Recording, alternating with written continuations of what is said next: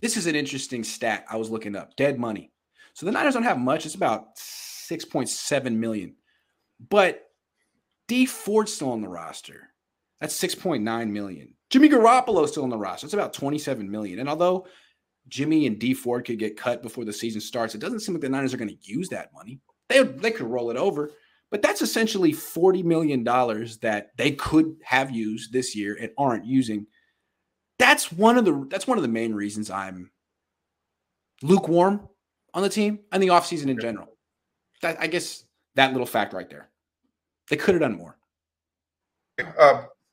Yeah, I went back and looked.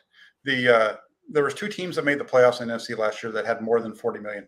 Because you sent this over to me. So looking at it, there was 2 teams that had more than 40 million. The Super Bowl champions. Yeah, one had 49 million. That's the big rub. That's the rub here. It's not like all hope is lost because the Super Bowl champion Rams had 49 million in unused dead money last year. A lot of it was Jared Goff. It's not the end of the world. And if Trey Lance can play like a top 10 quarterback, the Niners will be Super Bowl contenders.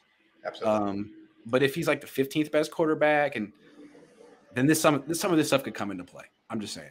Yeah, no, I agree with you because I think if you look at the 49ers and the Rams and you look at their rosters, the roster for the Rams last year is very similar to the 49ers makeup this year. Even last year they were. It's just about the quarterback play. That's the difference between these 2 teams. And if Trey Lance can be the quarterback the 49ers expect him to be, then they're going to give the Rams a run for their money, in my opinion. Yeah, and I think what's really encouraging about this Niners team is, despite this stat here, they really do match up well with the defending Super Bowl champions. I mean, the best team in the league has a real tough time with the 49ers.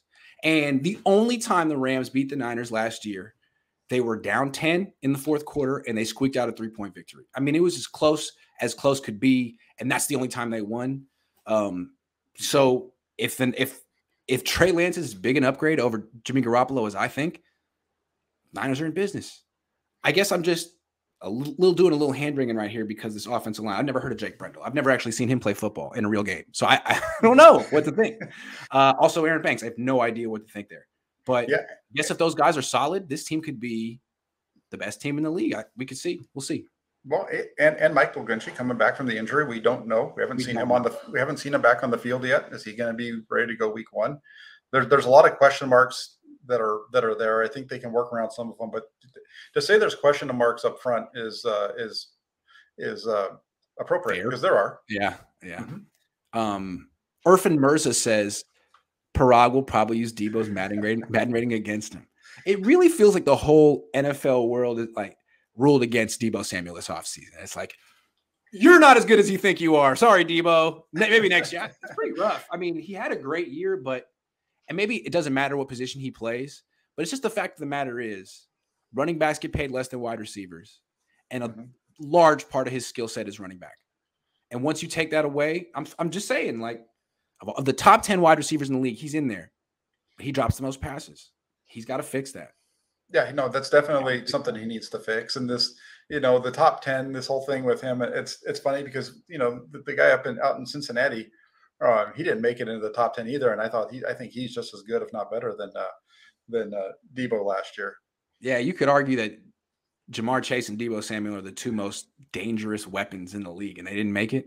How did Jamar Chase not make it? Yeah, I don't know. That might be my favorite wide receiver in the league right now.